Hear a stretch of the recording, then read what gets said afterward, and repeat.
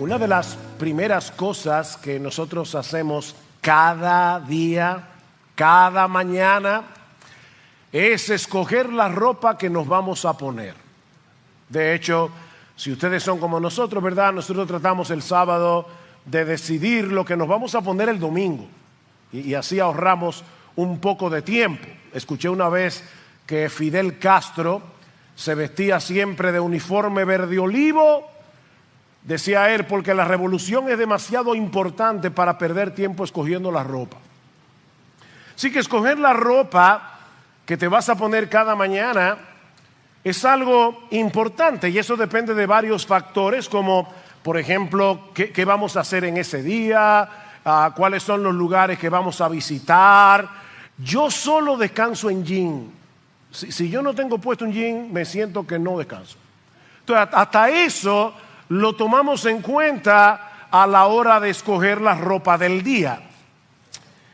Bueno, en el pasaje que nosotros vamos a estudiar en esta mañana, pueden ir abriendo sus Biblias en el capítulo 3 de la carta a los Colosenses. Pablo nos dice que los cristianos tenemos un código de vestimenta que no depende de nuestras circunstancias externas, lo que vamos a hacer, a dónde vamos a ir. Eso depende de lo que somos en Cristo. Un código de vestimenta. Hagas lo que hagas, estés donde estés, mi hermano, mi hermana, esta es la ropa que te tienes que poner todos los días.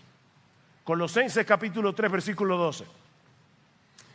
Entonces, como escogidos de Dios, santos y amados, revestíos, vístanse de tierna compasión, bondad, humildad, mansedumbre y paciencia, soportándoos unos a otros y perdonándoos unos a otros si alguno tiene queja contra otro. Como Cristo os perdonó, así también hacedlo vosotros, y sobre todas estas cosas vestíos de amor, que es el vínculo de la unidad.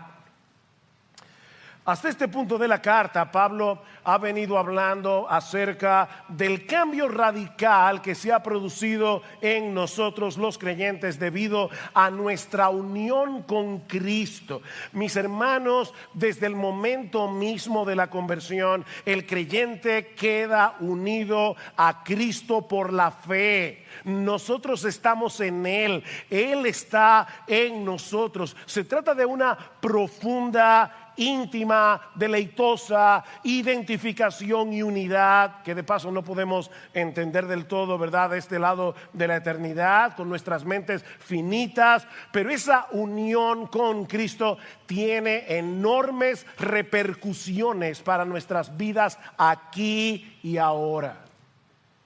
En Colosenses capítulo 3, versículo 3, Pablo dice que tú y yo hemos muerto con Cristo. En el capítulo 3, versículo 1, Pablo dice que tú y yo hemos resucitado juntamente con Él.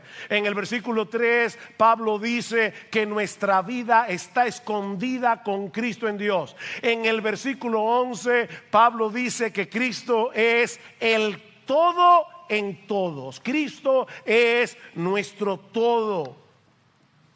Cuando Cristo murió en la cruz del Calvario, Él firmó el acta de defunción de ese viejo yo, esclavo del pecado, que tenía un montón de cuentas pendientes con la justicia de Dios. Mi hermano, piensa en todos los pecados que tú has cometido en toda tu vida, los que vas a cometer, lo que te resta. El viejo yo que cometió todos esos pecados está muerto. Muerto juntamente con Cristo. Pero no solo eso, no solo hemos muerto con Cristo, sino que también resucitamos con Él para comenzar a vivir una nueva vida, una nueva vida que es energizada por el Espíritu de Cristo que mora en nosotros. El teólogo norteamericano Michael Horton lo dice de esta manera: Dios no viene a nosotros a mejorar nuestra vida, sino a acabar con ella. ¿Oíste eso? Dios no vino a hacernos una mejora. Él vino a acabar con nosotros. No a transformar al viejo Adán, sino a matarlo y a resucitarnos juntamente con Cristo para andar en novedad de vida. Si estamos en Cristo, somos una nueva creación. Las cosas viejas pasaron. De manera, mis hermanos, que la verdadera santidad no consiste únicamente en darle muerte a los pecados que caracterizaban a nuestro antiguo yo. No, la verdadera santidad también consiste en el desarrollo de un carácter que es conforme a nuestra nueva identidad en Cristo. Y ese es el primer aspecto que Pablo enfoca en nuestro pasaje, nuestra nueva identidad en Cristo. Vean el versículo 12 otra vez. Entonces, como escogidos de Dios, santos y amados, revestidos. Escogidos de Dios, santos y amados. Esa es nuestra identidad. Hace unos años ocurrió un hecho muy lamentable en un show en Las Vegas, cuando un tigre blanco, que por cierto murió hace unos años atrás, atacó al ilusionista Roy Horn, lo mordió en el cuello y comenzó a arrastrarlo por el escenario delante de todo el público que miraba horrorizado lo que estaba sucediendo. De hecho, quedó en gravedad por un buen tiempo. Y aunque Horn sobrevivió al ataque, ese fue el final de su carrera como ilusionista. Recientemente, uno de los hermanos que estuvo con nosotros en el intensivo pastoral hizo referencia a este incidente y más específicamente al comentario que hizo un comediante norteamericano que dijo lo siguiente refiriéndose a lo que había sucedido esa noche. Dice, ese tigre no se volvió loco, ese tigre se volvió tigre. ¿Sabes cuándo estaba realmente loco? Cuando andaba en un monociclo con un casco de Hitler, porque eso era parte del show. Mis hermanos, aunque lo sucedido esa noche fue espantoso, deberíamos esperar que un tigre se comporte como un tigre, no como un payaso. Lo raro es que se comporte como un payaso. Bueno, lo que Pablo está diciendo aquí es que si tú y yo somos cristianos, se debería esperar que nos comportemos como cristianos. Nosotros tenemos una identidad, una nueva identidad, una nueva naturaleza. Lo que Pablo está diciendo aquí es que si hemos muerto y resucitado con Cristo de tal manera que Él es ahora el todo y en todos, vivamos a la luz de esa realidad. Hay algo que Dios ha hecho por nosotros y en nosotros que hace del pecado una incoherencia.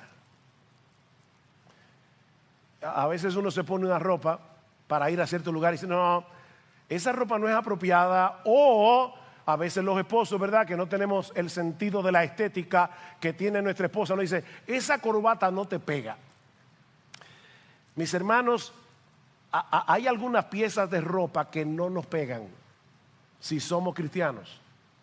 ¿Qué dice Pablo en el versículo 5 otra vez? Por tanto, considerad los miembros de vuestro cuerpo terrenal como muertos a la fornicación, la impureza, las pasiones, los malos deseos, la avaricia, que es idolatría. Eso no te pega. Pues la ira de Dios vendrá sobre los hijos de desobediencia por causa de estas cosas, en las cuales vosotros también anduvisteis en otro tiempo cuando vivíais en ellas, pero ahora desechad. Ve a tu closet y tome esa ropa sucia, contaminada, maloliente, y bótala. Desechad también vosotros todas estas cosas: ira, enojo, malicia, maledicencia, lenguaje soez de vuestra boca, la mentira. Versículo 9. Porque os habéis vestido del nuevo hombre, el cual se va renovando hacia un verdadero conocimiento conforme a la imagen de aquel que lo creó. Somos un nuevo hombre en Cristo. Y ahora debemos vivir como lo que somos.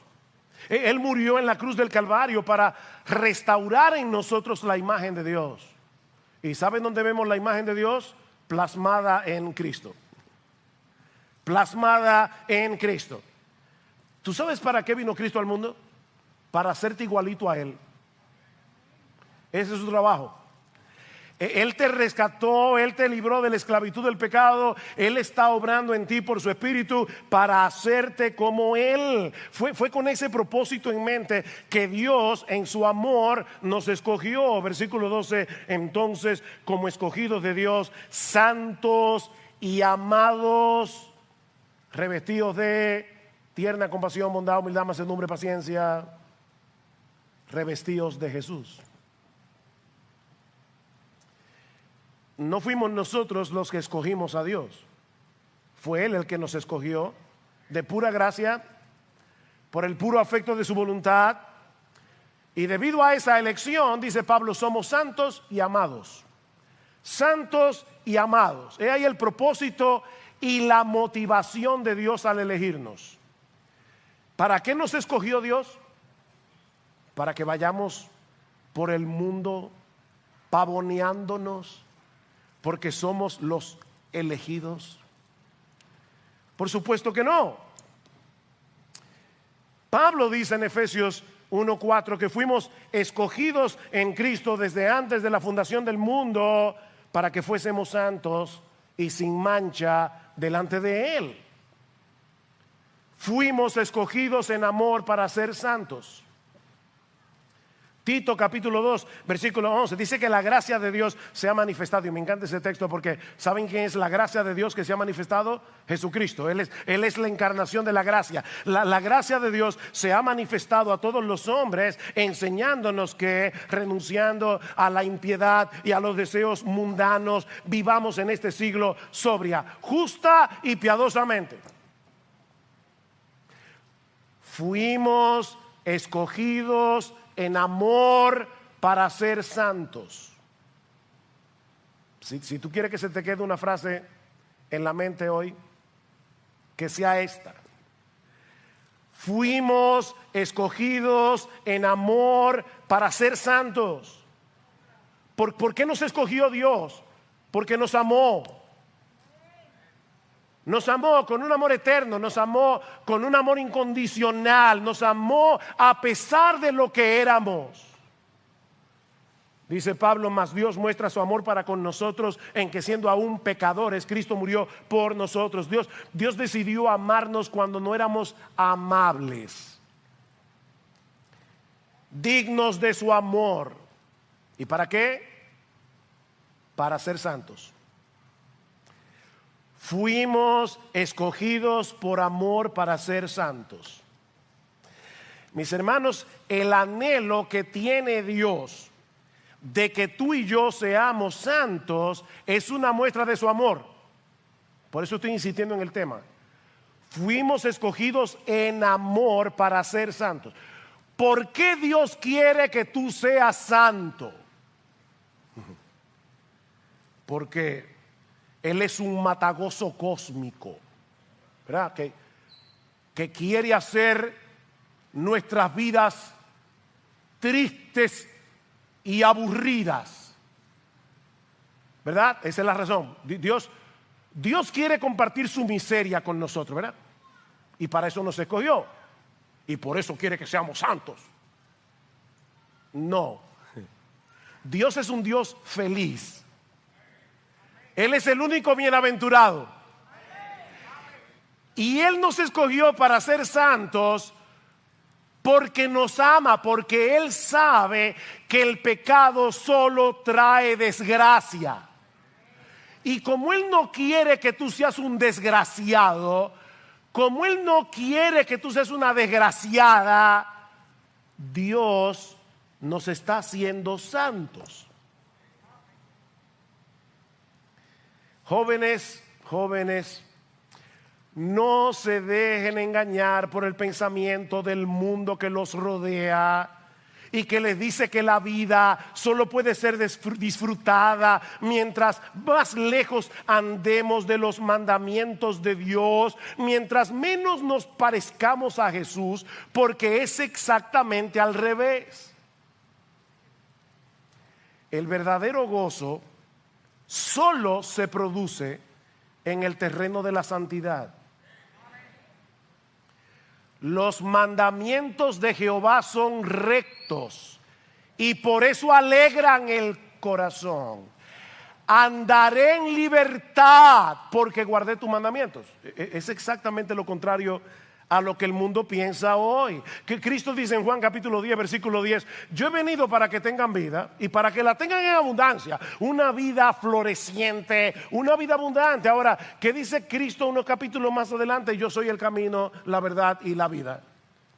Yo he venido para que tengan vida y yo soy la vida, porque la verdadera vida, la vida en abundante, la vida floreciente, la vida bienaventurada, la vida feliz, solo pueden disfrutarla los que están unidos a Cristo y se parecen a Él. ¿Ven? El problema es que nosotros vivimos en un mundo que es completamente antagónico a la santidad y que está empeñado en convencernos de que Dios es en verdad un matagozo cósmico.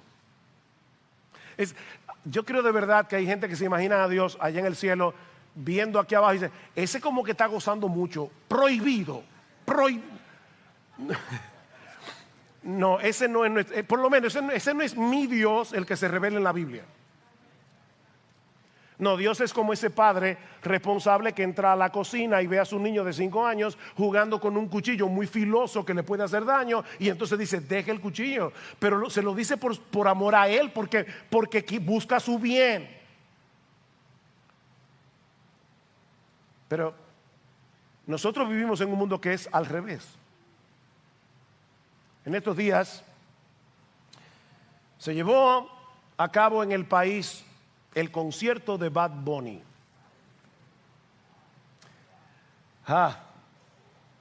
Según nuestros diarios, el estadio olímpico ese día o esos días se llenó a reventar. Eso decía el titular de uno de nuestros periódicos.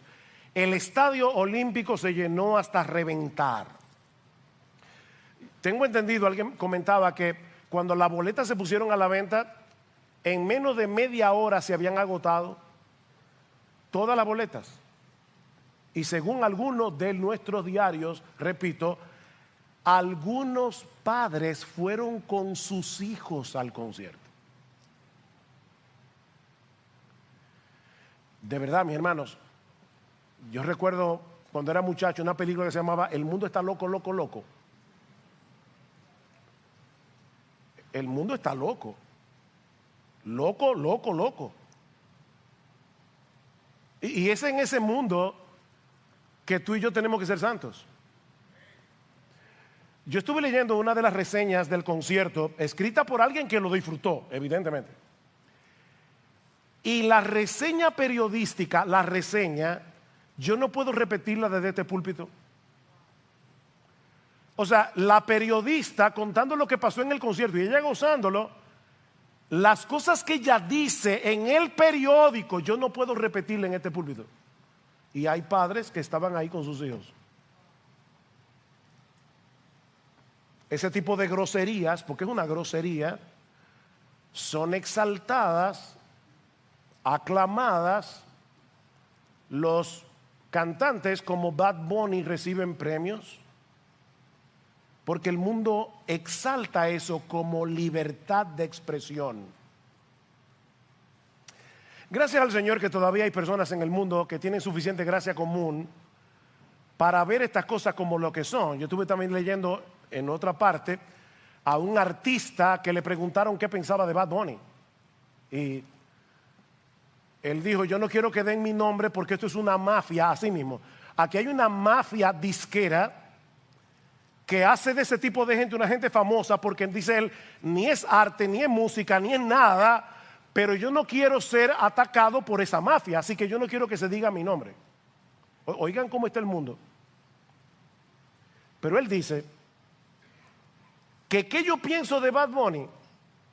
Es un espectáculo que la vorágine empuja para que los jóvenes vayan a embrutecerse.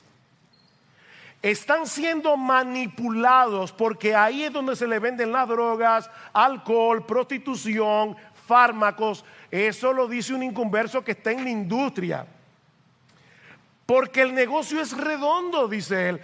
Lo que promueven no es a un cantante, es una figura, un símbolo de la decadencia, la derrota cultural, la deconstrucción de los valores y la familia, la desaparición del vínculo intergeneracional, la ruptura entre los padres y los hijos. Es el triunfo de la ignominia, la mediocridad y la ignorancia. Son letras perversas que si tú logras descifrarlas, verás que son balbuceos soeces, monótonos, embrutecedores. Es triste y lamentable que los niños oigan esas expresiones desde la primaria y por imitación se promueve esa forma tan primitiva y tan básica de ver la vida. Es un tema de propagación y de contagio. Estos supuestos artistas no cantan, y aunque cantaran, ¿de qué sirven si los ponen a cantar esa asquerosidad? Óigame, eso lo está diciendo un impío, que es asqueroso. Oye, qué raro que los pastores están hablando de eso. Bueno, déjame decirte que mis pastores me pidieron que no dejara de mencionarlo. Porque, hermanos, nosotros no podemos ser simples. Nos están dañando a nuestros hijos. Es en medio de esa basura, porque es una basura, que nosotros debemos ser santos. Lo que es normal y aceptable para el mundo, para nosotros debe ser motivo de rechazo y debe ser motivo de aflicción. Mira, mi amado hermano, mi amada hermana, y por si acaso, no estamos diciendo esto porque hayamos sabido que alguien aquí haya ido a este concierto. Yo supongo que no. No, de verdad, en serio, de verdad, no he sabido de nadie, para que no digan, están tirando indirecta. No, aquí ustedes conocen a sus pastores. Si nosotros supiéramos de alguien que fue al concierto, lo abordaríamos directamente, porque eso es una barbaridad. Ahora, y por amor, porque amamos al hermano o a la hermana, a quien sea, pero no es por eso que lo estamos trayendo, por si acaso. Pero óyeme, aunque tú no hayas ido al concierto, que yo espero que no, obviamente, si ese tipo de cosas no te afligen, es porque sin darnos cuenta nos estamos acostumbrando al mal olor. Ese es el problema aquí. Es como la gente que vive en lugares que tú dices, pero ¿cómo hay gente que vive alrededor de Duquesa, el vertedero? Tú vas ahí y no aguantas del olor, pero hay gente que vive ahí. Es que a todo se acostumbra uno. Nos estamos acostumbrando a no ver algo tan malo, a pesar de que Dios lo vea nauseabundo. Ay de los que a lo malo dicen bueno y a lo bueno malo, que hacen de las tinieblas luz y de la luz tinieblas y de las tinieblas luz, que ponen lo amargo por dulce y lo dulce por amargo. Mis hermanos, Cristo murió por nosotros y nos cambió desde adentro para que a lo malo llamemos malo y a lo bueno bueno. Efesios capítulo 5, versículo 3. Pero que la inmoralidad y toda impureza o avaricia ni siquiera se mencionen entre vosotros como corresponde a los santos, ni obscenidades, ni necedades, ni grosería. O sea, Bad Bunny y todos los que son como él. El texto griego aquí dice Bad Bunny. No, pero casi. Necedades, groserías que no son apropiadas, sino más bien acciones de gracias. Porque con certeza sabéis esto, que ningún inmoral, impuro o avaro que es idólatra tiene herencia en el reino de Cristo y de Dios. Que nadie os engañe con palabras vanas. Eso es libertad de expresión. No, eso no es libertad de expresión. Eso es esclavitud de expresión. Eso es una basura. Eso es una porquería degradante. Eso es lo que es. Que nadie os engañe, pues por causa de estas cosas, la ira de Dios viene sobre los hijos de desobediencia. Esto es nauseabundo para Dios. Por tanto, no seáis partícipes con ellos. No se puede. Porque antes erais tinieblas. Ven, otra vez la identidad. Pero ahora sois luz. En el Señor andad como hijos de luz, porque el fruto de la luz consiste en toda bondad, justicia, verdad. ¿Son esas cosas las que se oyen en esos conciertos? Examinando qué es lo que agrada al Señor. Nadie me ha preguntado eso, yo espero que no me lo pregunten nunca, pero si alguien me pregunta, pastor, ¿es parte de la libertad cristiana? ¿Se puede ir a un concierto de ese tipo? Bueno, yo te voy a responder con otra pregunta. ¿Puedes tú invitar a Cristo para que vaya contigo? Porque aquí dice, examinando lo que agrada. Señor, te tengo una sorpresa. Te voy a llevar al concierto de Bad Bunny. O sea, yo espero que esa risa sea una evidencia de por supuesto que no. Y acuérdate que nuestra vida está unida ¿a quién? A Cristo. ¿Puedes tú ir a ese concierto dejando a Cristo afuera? No. Estás unido a Él. No se puede. No participéis en las obras estériles de las tinieblas, sino más bien desenmascaradlas. Eso es lo que estamos haciendo hoy aquí. Porque es vergonzoso aún hablar de las cosas que ellos hacen en privado. Y la desvergüenza es tan grande que ya ni en privado lo están haciendo en público. Y la gente lo aplaude. Obviamente leyendo a Pablo uno se da cuenta, porque uno dice el mundo sí está mal. No, miren, si Bad Bunny hubiera vivido en la época de Pablo, hubiera llenado el Coliseo romano. Porque era tan decadente como lo es nuestra sociedad en el día de hoy. Lo que pasa es que hoy tenemos medios de comunicación más masivos. Esa es la diferencia. Pero los creyentes en esa sociedad tenían que ser santos, tenían que ser como Cristo. Mis hermanos, cuidado, los seres humanos podemos llegarnos a acostumbrar al mal olor de la basura cuando permanecemos demasiado cerca de ella. Y los creyentes no estamos exentos si no nos cuidamos. Cuídate de lo que tus ojos ven. Cuídate de lo que tus oídos escuchan. Cuídate de los lugares que tú visitas. No porque somos legalistas, sino porque somos santos. Fuimos escogidos por amor para ser santos. Cristo nos hizo libres a precio de su sangre para que andemos en verdadera libertad. Porque, ¿saben por qué muchos jóvenes a veces sin mucha convicción van a eso? Porque no quieren verse raros. ¿Ven? Es como mis amigos van, yo no quiero ser un quedao, entonces déjame adaptarme un poco. Ok, lo que te estoy diciendo es que Cristo compró libertad para ti a precio de su sangre para que tú no te dejes arrastrar por ese disparate. O sea, para que tú digas, no, yo prefiero no oler basura. Así que como Cristo me hizo libre, es para que yo pueda decir que no. Y pueda decir que sí a lo que tengo que decir que sí, porque ahora somos al revés de lo que éramos cuando éramos incrédulos. Mis hermanos, Cristo nos escogió para transformarnos gradualmente, para que seamos cada vez más como Él. Lo que nos lleva a nuestro segundo encabezado. Pablo dice aquí, primero tenemos una nueva identidad en Cristo, pero en segundo lugar Pablo dice, ¿cuál es la vestimenta que corresponde con esa nueva identidad? Ya vimos la nueva identidad en Cristo, veamos ahora cuál es la ropa que nos pega. Versículo 12. Entonces, como escogidos de Dios, santos y amados, revestidos de tierna compasión, bondad, humildad, mansedumbre, paciencia. Esa es la ropa. Ese es nuestro código de vestimenta. ¿Y quién es el que debe ponerse la ropa? ¿Quién es el que debe tomarla del closet y ponerse la ropa?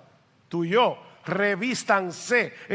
Es nuestra responsabilidad revestirnos de ese carácter en dependencia del Espíritu Santo. ¿Y cuáles son las piezas de ropa?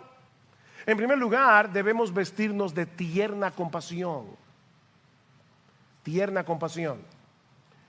No se trata simplemente de una fría involucración con personas que están en necesidad. Es de una misericordia entrañable, dice la Reina Valera del 60. Es una misericordia que nace de las entrañas. Es una simpatía con el que sufre, que te remueve las tripas. Eso es lo que dice el texto.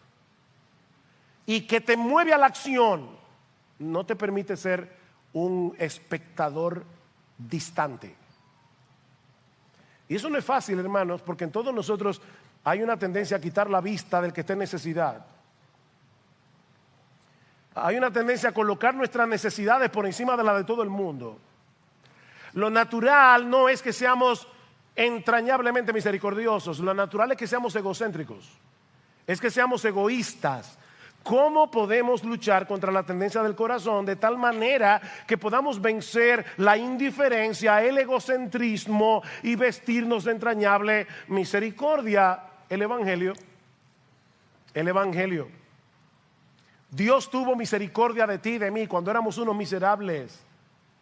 Nos amó cuando no teníamos nada en nosotros mismos que fuera digno de su amor. Él nos vio en necesidad. Él nos vio sumidos en nuestra miseria. Y en vez de quitar la vista, nos amó y se involucró. Y ahora Pablo dice, vístanse de esa misericordia. Es una pena, pero el concepto que mucha gente tiene de un hombre santo es un fariseo que no se compadece de los demás porque él está siguiendo un conjunto de reglas. Por eso una niña oraba y decía, Señor, yo te pido que los malos se vuelvan buenos y que los buenos se vuelvan amables. Es triste que una niña lo perciba de esa manera. O sea, los buenos son los hipercríticos, los santurrones, los fariseos.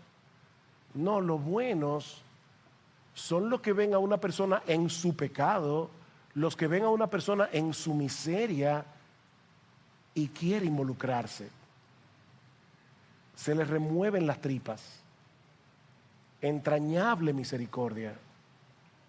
Contempla esa necesidad a la luz del Evangelio y te vas a dar cuenta que tú no puedes ser impasible. En segundo lugar, debemos vestirnos de bondad. De bondad. La bondad es lo contrario a la malicia. En el versículo 8 Pablo dice, pero ahora desechad también vosotros todas estas cosas, ira, enojo, malicia. Malicia. La bondad es esa disposición del corazón que nos lleva a procurar lo bueno para nuestro prójimo. Lo bueno. El hombre bondadoso disfruta al ver el bienestar del otro. Está dispuesto a sacrificar sus intereses personales para que el otro reciba un bien. Es, como dice alguien, amor es tu felicidad a costa mía. Eso es la bondad. ¿Qué dice la Biblia de Cristo en Hebreos capítulo 12? Que por el gozo puesto delante de él sufrió la cruz. Por el gozo puesto delante de él. ¿Cuál era el gozo de Jesús? Bueno, en primer lugar, hacer la voluntad de su Padre. Eso le daba gozo. Mi comida es hacer la voluntad del Padre. Pero en segundo lugar, ¿sabe cuál fue el gozo de la cruz? Tu salvación y la mía. Por el gozo puesto delante de él. Cristo vio al pueblo que iba a comprar con esa sangre y dijo, Padre, estoy dispuesto a morir en esa cruz. Y ahora Pablo está diciendo, Tú eres uno de los beneficiarios de eso. Vístete de bondad. En tercer lugar, debemos vestirnos de humildad. De humildad. La humildad es esa actitud de la mente que nos lleva a vernos tal cual somos, pecadores, gusanos del polvo, merecedores de la ira de Dios, y nos lleva a ver a Dios como lo que Él es. O sea, la humildad es verte a ti como lo que eres, ver a Dios como lo que Él es. Eso es humildad. Y actuar en consecuencia. No se trata del individuo que dice o piensa, yo no puedo hacer nada bien.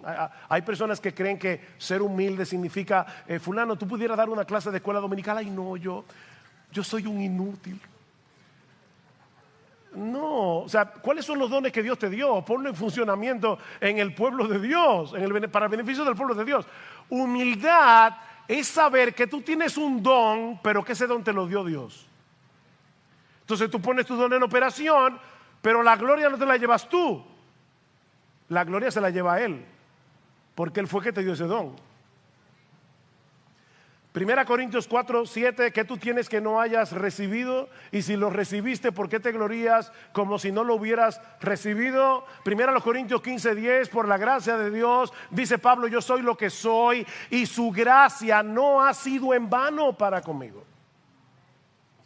Pero es por la gracia que yo soy lo que soy. Lo contrario a la humildad es el orgullo, obviamente. El hombre orgulloso no solo es aquel que se cree superior a los demás, no, es más que eso. El problema del orgulloso es que él cree que el mundo debe girar en torno a él. Mis intereses, mis gustos, mis deseos, mis inclinaciones, mis demandas, mis problemas. Una persona orgullosa se distingue porque siempre está ofendido y siempre está agraviado. Tú te ofendes mucho. A cada rato tú te ves, no me tomaron en cuenta, o eso que dijeron de mí no fue justo. Tú eres un orgulloso. Todo tu problema es orgullo. No te justifiques, mi hermano, mi hermana, no te justifiques. Pero es que fueron injustos. Ajá. ¿Y si hubieran sido justos? Tú no eres peor de lo que esa gente cree que tú eres. ¿Cuál es el problema? Recuerden una cita que decimos mucho aquí de Martin Lloyd-Jones: el que está en el piso no tiene miedo de caerse. Ahora, si tú estás en un pedestal, tú vas a defender tú defiendes mucho tu posición, tus opiniones. Tú eres un orgulloso. Eres un orgulloso. Y debes verlo como lo que es, orgullo, y arrepentirte. Porque eso no es conforme a Cristo. Cristo no era un orgulloso. Cristo puso tu vida y la mía por encima de la de Él. Y Pablo dice, háganlo así. Humildad. Haya vosotros este mismo sentir que hubo también en Cristo Jesús. Filipenses 2:5, el cual siendo en forma de Dios no estimó el ser igual a Dios como cosa que aferrarse, sino que se despojó a sí mismo, tomando forma de siervo, hecho semejante a los hombres, y estando en condición de hombre, todavía se humilló más hasta el punto de la muerte, y muerte de cruz. Esa es la disposición del creyente. Humildad. En cuarto lugar, debemos vestirnos de mansedumbre. Mansedumbre. Y esta es probablemente una de las virtudes cristianas más mal comprendidas, porque muchas personas piensan que alguien manso es una persona débil, es una persona que no tiene convicciones propias o no tiene la capacidad de defender sus convicciones. Pero mis hermanos, nada más lejos de la realidad. ¿Quién es la persona más mansa que ha pisado este planeta?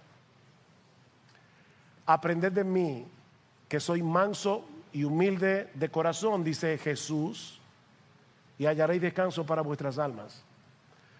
¿Se puede decir de Jesús que era un débil? ¿Se puede decir de Jesús que era un cobarde?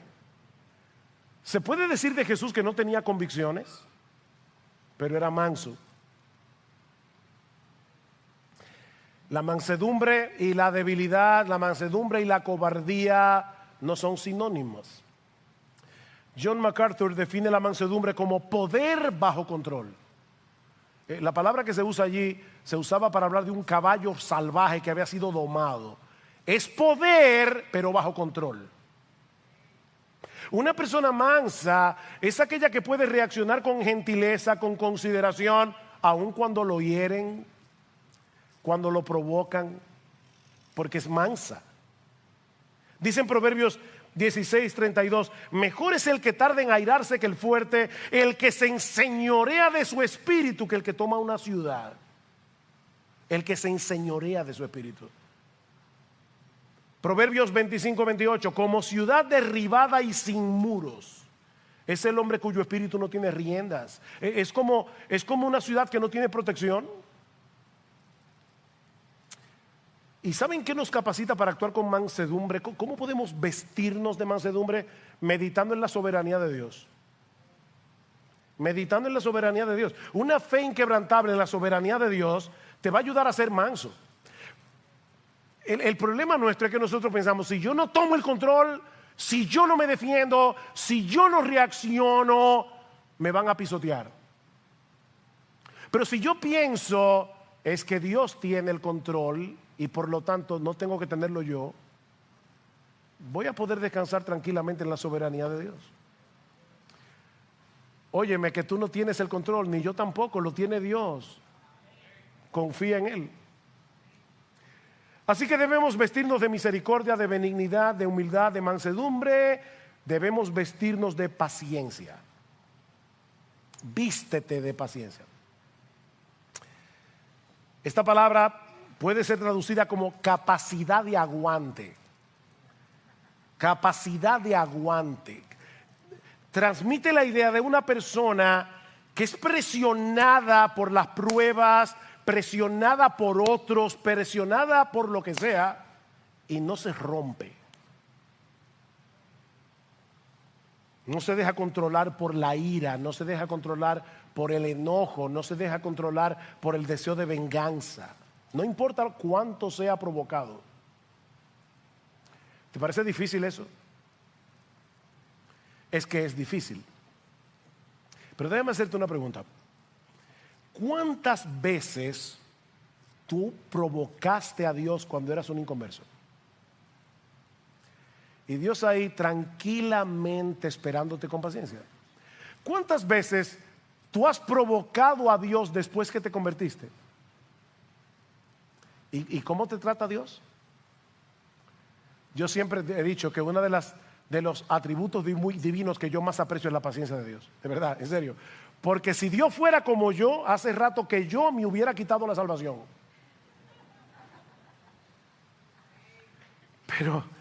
Pero Dios no es como yo y por eso soy salvo todavía. Porque Él es paciente. Y lo que Pablo te está diciendo es, ok, mira cómo Dios te trata a ti, vístete de esa paciencia. Todos los días, vístete de paciencia.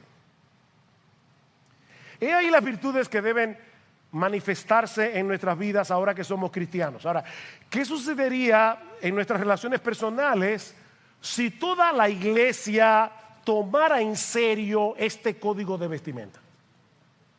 Mis hermanos, ¿qué pasaría en nuestra relación con nuestras esposas?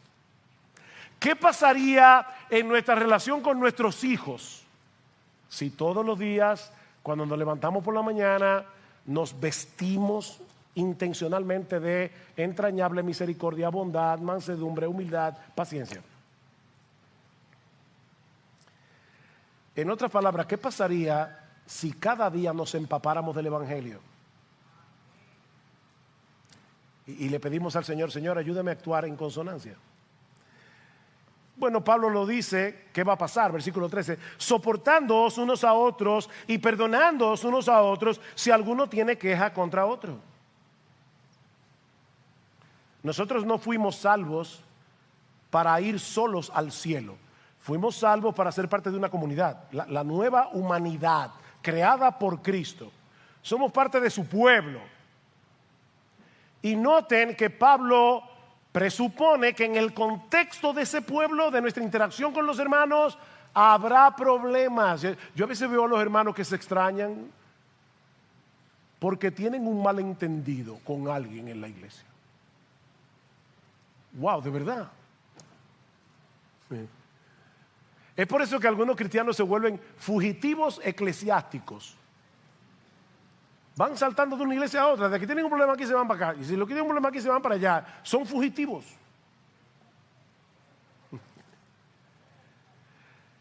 Mis hermanos, no sé si te has dado cuenta, pero no hemos llegado al cielo. Todavía estamos rodeados de personas que tienen pecado remanente, como tú lo tienes también. Sí sé que me han oído decir esto más de una vez en este púlpito, pero este poemita que dice vivir con los santos en el cielo, eso será una gloria. Vivir con ellos aquí abajo, eso es otra historia. Que no hemos llegado al cielo. Pero déjame ahora ir un paso más allá. No solamente se trata de que no hemos llegado al cielo, es más que eso. Es que Dios está usando esos problemas, está usando esas tensiones, está usando esos malos entendidos para que podamos vestirnos de todo eso. ¿Dónde tú vas a practicar la mansedumbre si no es en un contexto de provocación? ¿Cómo tú vas a llegar a ser como Jesús si no es en medio de problemas? El fruto del Espíritu es el problema, que es amor, gozo, paz, paciencia, benignidad. ¿En qué contexto? ¿Qué clase de amor? Que tú ames al que te ama, que tú trates bien al que te trata bien. Eso no es un fruto del Espíritu, eso lo hacen los impíos. El que es el fruto del Espíritu es cuando ese carácter florece en medio del problema, en medio de las tensiones, en medio de los malos entendidos, en medio de la provocación. ¿Saben que hay cristianos que prefieren no involucrarse en ningún ministerio de la iglesia para no tener problemas? Increíble. Yo prefiero de lejito, porque sé que después va a tener problemas. Ajá. ¿Y de qué se trata esto?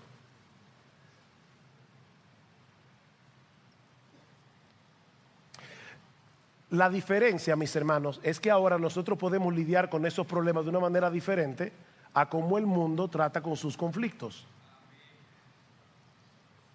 No solo tenemos los recursos que necesitamos para soportarnos unos a otros, para perdonarnos unos a otros, es que tenemos el ejemplo más impresionante de eso.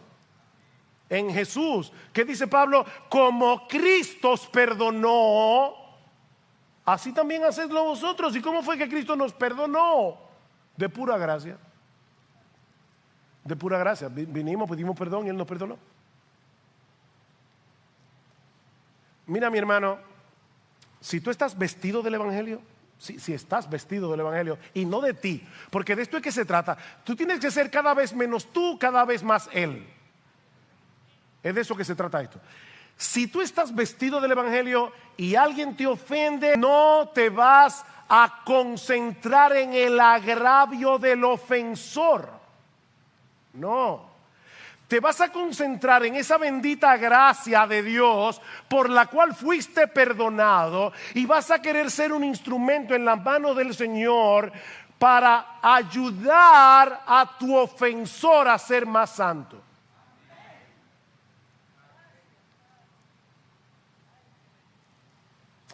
Efesios 4, 31.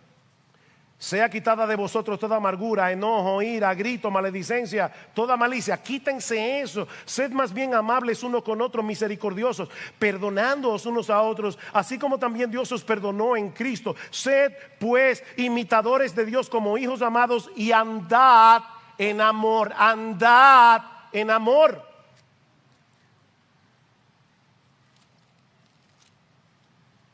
Miren, hermanos, perdonar no es fácil.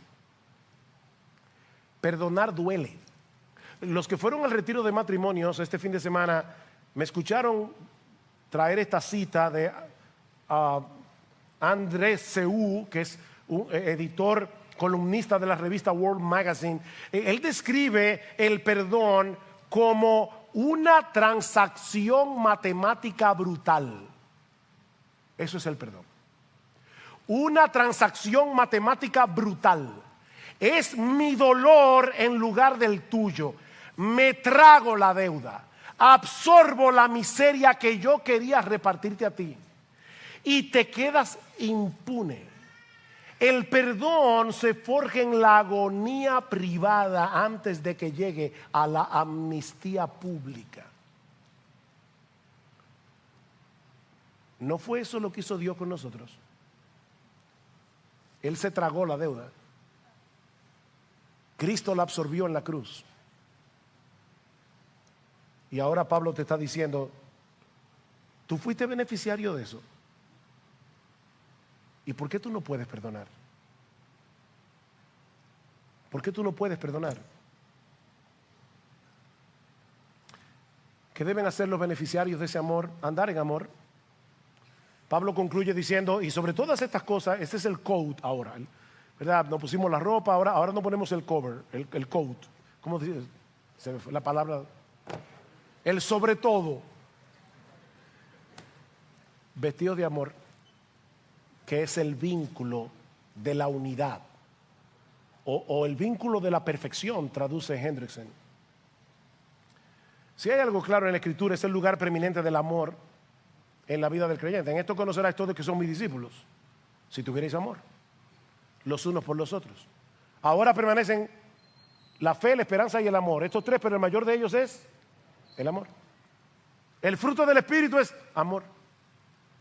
El amor es preeminente.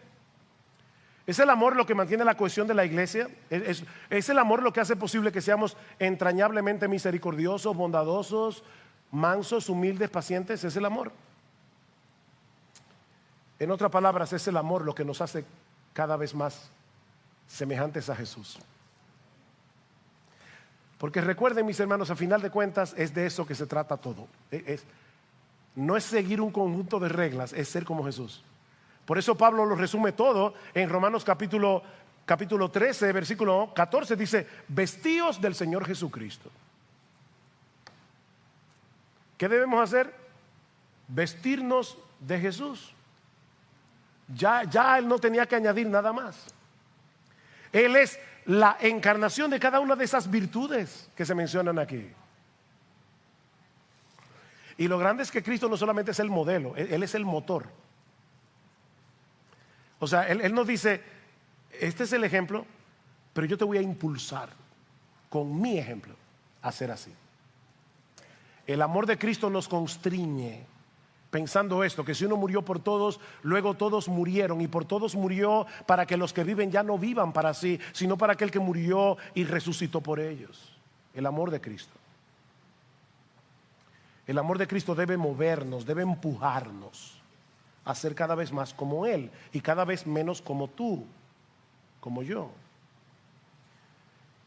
El Evangelio es el único combustible que puede mantener a un creyente en el camino de la obediencia de una manera sostenida y gozosa. El Evangelio. Michael Horton otra vez dice que la vida cristiana es como un bote de vela con el más sofisticado sistema satelital de GPS. Eso es el Evangelio, esa es la vida cristiana. La ley moral es el sistema GPS satelital. Ahí yo veo lo que tengo que hacer. Pero el Evangelio es el viento que mueve el bote. Recuerden que es un bote de vela. En la misma medida en que nos empapemos del Evangelio de la gracia de Dios, en esa misma medida tendremos la motivación necesaria para vivir a la altura de lo que ahora somos. Recuerda, fuimos escogidos en amor para ser santos. Vistámonos como hombres y mujeres que han sido hechos partícipes del más grande privilegio que ser humano haya tenido jamás. Y en dependencia del Espíritu Santo, seamos coherentes. Seamos coherentes. ¿Tú crees en el Evangelio? ¿Tú crees que Dios te amó de pura gracia y que por ese amor te escogió para ser santo, para hacerte cada vez más semejante a Jesús. ¿Tú crees que realmente Él pagó el precio para que eso pudiera ser una realidad en tu vida? Entonces, mi hermano, vive a la luz de ese amor. Toma la determinación de ser coherente con lo que tú dices creer. Revístete del carácter de Jesús. Recuerda el enojo, la malicia, el sentirte agraviado. Esa ropa no te pega. Tú eres cristiano. El tener un espíritu no perdonador, el ser hipercrítico, esa ropa no te pega.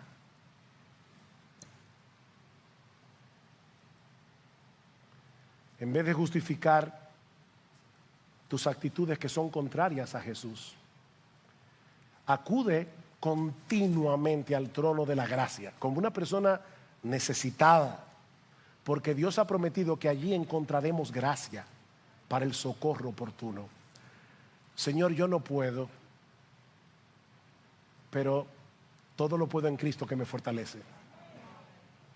Y si tú estás aquí sin Cristo, mi amigo, déjame decirte que esa gracia está disponible para ti. Siempre que reconozcas tu pecado, siempre que vengas a Dios en arrepentimiento y fe, confiando únicamente en ese inocente, en ese que era perfecto en santidad, pero que aún así murió como un criminal en una cruz, para que todo aquel que en él cree no se pierda, mas tenga vida eterna. Si vienes arrepentido y reconociendo tu pecado, tu necesidad de un Salvador, serás recibido, aceptado, perdonado, adoptado en esta misma hora, porque Él ha prometido que no va a desechar a nadie que venga a Él, clamando por misericordia.